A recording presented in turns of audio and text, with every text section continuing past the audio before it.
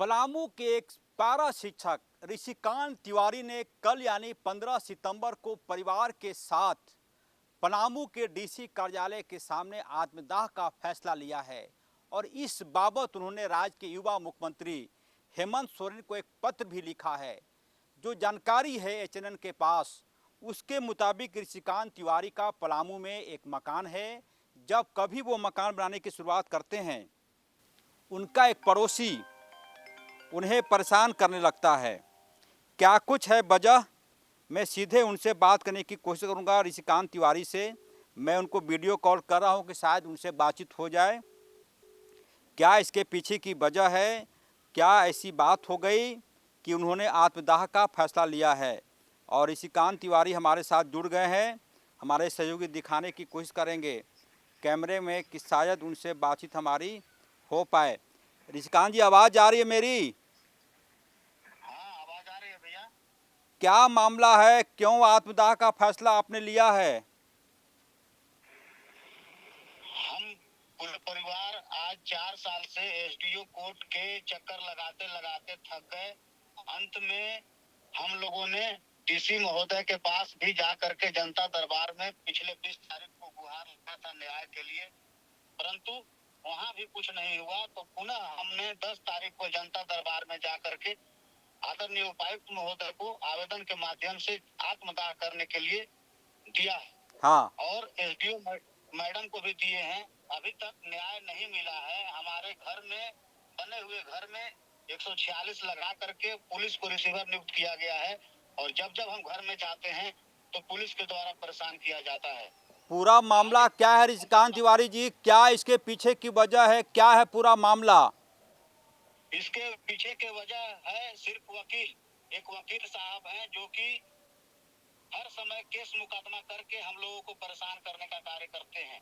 हम लोग 20 साल पुराना हम लोगों का बाउंड्री है, उसमें घर है।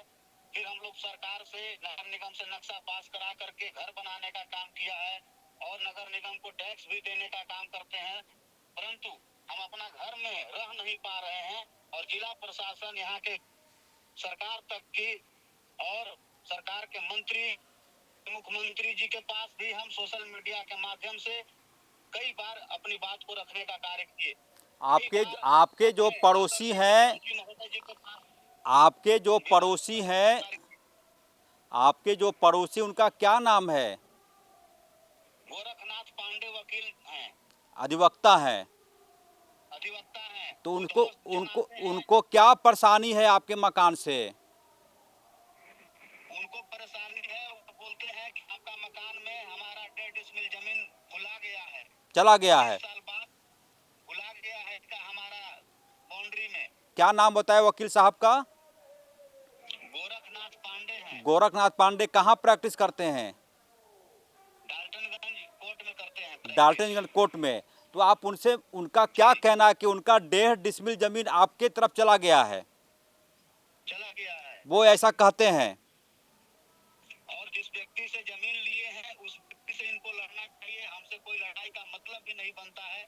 यहाँ तक कि एसडीओ साहब भी पिछले बार 2022 में अपने आए थे साइड पर और उन्होंने 10 वकील को भी लेकर के आने का काम किए थे। हाँ, और उसी समय उन्होंने बोला कि हाँ, बहुत गलत बात है, आप लोग इस प्रकार से वकीली करते हैं, यह सही नहीं है। हाँ। हम ये किसने कहा था? करेंगे। ये एसडीओ राजेश कुमार शाह एसडीओ थे जो 144 लगाए थे 2022 में, जिस समय काम लगाए थे वह स्वयं आए थे अपने साइड पे, तो बोले कि यह सब गलत बात है, यह सब हमसे नहीं होगा। जब उन्होंने क्लीन चिट दिया तो हमने घर बनाया और घर बनाने के बाद फिर से गोरखनाथ पांडे की तरह तरह के केस मुकदमा करके हम लोगों को मानसिक प्रताड़ित कर रहे हैं। तो आप गोरखनाथ पांडे से कभी मिले कि सर क्यों परेशान कर रहे हैं आप हमको? कभी उनसे मुलाकात किया आपने? दो दो बार जिला प्रशासन के द्वारा जांच कराया गया। दो बार मजिस्ट्रेट नियुक्त करके वीडियो कैमरा में जांच कराया गया। सारा रिपोर्ट हमारे पक्ष में है। सारा पदाधिकारी हमारे पक्ष में रिपोर्ट दिए हैं। उसके बावजूद भी यहाँ के पदाधिकारी अंधे की तरह कार्य कर रहे हैं। उन्हें समाज के अंतिम व्यक्ति तक जीने का अधिकार है क्या नहीं, वह नहीं समझ पाते हैं और बिना देखे समझे किसी का घर में 146 45 लगा करके मानसिक रूप से 4 साल से प्रताड़ित करने का कार्य कर ये रहे हैं। कब से लगा हुआ है? 144 कब से लगा हुआ है? 146 लगा हुआ है। कब से? 2 साल हो गया। 2 साल से लगा हुआ है। 2 साल से लगा हुआ है और जांच भी इसका करा लिया गया है मजिस्ट्रेट नियुक्त करके वीडियो कैमरा के समक्ष। उसका भी जांच रिपोर्ट एसडीओ साहब के पास है, परंतु उनके द्वारा आज तक 146 हटाया नहीं तो गया। 146 में जो जांच हुआ एसडीओ के माध्यम से वो आपके पक्ष में आया? जी जी, ग्रामीण कर्मचारी जो मजिस्ट्रेट गए थे वहाँ पे, उनके द्वारा रिपोर्ट जो सौंपा गया है वह वीडियो क्लिप भी एसडीओ कोर्ट में सौंपा गया है।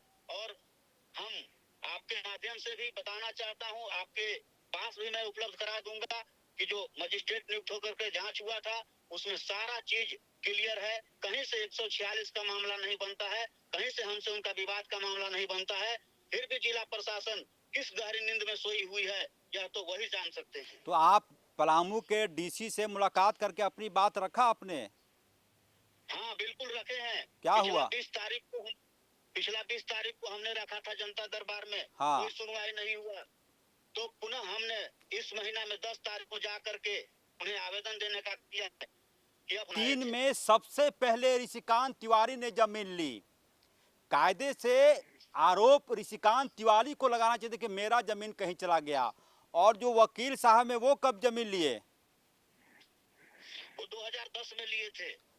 तो आपका मकान बाउंड्री हो चुका था उस समय? 2003 में ही बाउंड्री हो चुका था। तो जब वकील साहब खरीदते समय देखे नहीं कि कौन सा जमीन कहाँ गया नहीं गया? बिल्कुल उनको देखना चाहिए था। कोई भी जमीन लेता है, पैसा देता है तो जमीन देखता है कहाँ पे जमीन है। अभी भी जमीन मालिक वह जिंदा है, उनसे उनको लड़ना चाहिए, उनसे उनको पैसा लेना चाहिए, उनसे उनको जमीन खोजना चाहिए। परंतु यह अंधा कानून, यह अंधा सरकार हमारे प्रति, हमारे घर परिवार के प्रति, हम गरीब परिवार से आते हैं। हमारे काला पहाड़ जो गांव है एक खपड़ा का मकान है, हम लोग पूरे परिवार परेशान है। अब एक अंतिम जानकारी दी कि जमीन है कहाँ पर पलामू जिला में?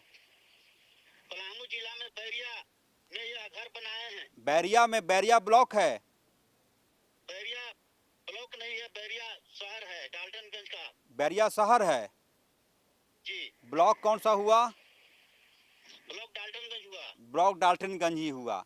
यानी कि 2003 में आप जमीन खरीदे? जी। और आपके वकील का क्या नाम बताए? गोरखनाथ पांडे। गोरखनाथ पांडे जी जब कब जमीन खरीदे? 2010 में जमीन खरीदे। वह जो है हमारे बाउंड्री में सेट करके अपना घर भी बना लिए हैं। बना लिए। वीडियो देखे होंगे। अब जब हम 2022 में घर बनाने जा रहे हैं तो हमको उसी समय से बार बार परेशान कर रहे हैं। कहानी यह है। अच्छा, अंतिम सवाल आपसे, आत्मदाह का फैसला इसीलिए लिए आप? इसीलिए हमारे पिताजी गए थे डीसी मैडम के पास और लिख करके देने का कार्य किए हैं कि हम लोग आत्मदाह पूरे परिवार करेंगे। हम लोग के पास अब कोई विकल्प नहीं है। कोई विकल्प नहीं है। यह एक पैरा शिक्षक की पीड़ा हमने समझाने की कोशिश की कि 2003 में गोरखनाथ पांडे बोले आप वकील का नाम। जी। और मैं अपील करता हूं गोरखनाथ पांडे जी से कि आप अपनी बात यदि रखना चाहें तो एचएनएन आपकी बात को रखेगा। आप हमारा मोबाइल नंबर मैं ऑन रिकॉर्ड आपको दे रहा हूं 9473191748। ये इस संवाददाता का नंबर है। गोरखनाथ पांडे जी, यदि आपका अपना पक्ष रखना है तो स्वागत है, लेकिन ये मामला आसान नहीं है कि एक पैरा शिक्षक यदि आत्मदाह का निर्णय लेता है परिवार के साथ तो समझिए कि कितनी बड़ी बात होगी। और इनका पूरा चेहरा मैं देख पा रहा हूँ वीडियो कॉल के माध्यम से कि आदमी पिछले कई सालों से परेशान है। मैं इनसे गुहार लगाऊंगा, अनुरोध करूंगा कि निष्कांत जी आप ऐसा कोई कदम ना उठाएं। आत्मदाह वाला मामला आपके साथ एचएनएन है। बहुत कोशिश होगी कि आपको इंसाफ मिले। मेरा अनुरोध है कि आप इस अपील को वापस लें। बहुत हद तक यह न्यूज राज्य के युवा और संवेदनशील मुख्यमंत्री हेमंत सोरेन तक जरूर जाएगा और उनके एक्स हैंडल के माध्यम से पलामू के डीसी को भी जाएगा जवाब। हेमंत सोरेन जी युवा मुख्यमंत्री हैं, संवेदनशील हैं, इमोशनल हैं कि वो पलामू के डीसी को जरूर बोलेंगे कि एक पैरा शिक्षक आत्मदाह करने जा रहा है, क्या है मामला, आप कार्रवाई करके मुझे जानकारी दें। ऐसा मुझे भी उम्मीद है आप मेरी बात को मानेंगे कि कम से कम ये फैसला वापस लेंगे कम से कम कल 11 बजे तक कुछ न कुछ जरूर होगा। फिलहाल एक पैरा शिक्षक लगातार परेशान इस कदर है कि अब उसे जीने का कोई सहारा नहीं दिख रहा है। सहयोगी उमेश के साथ HNN 24/7 के लिए रांची से अजय लाल।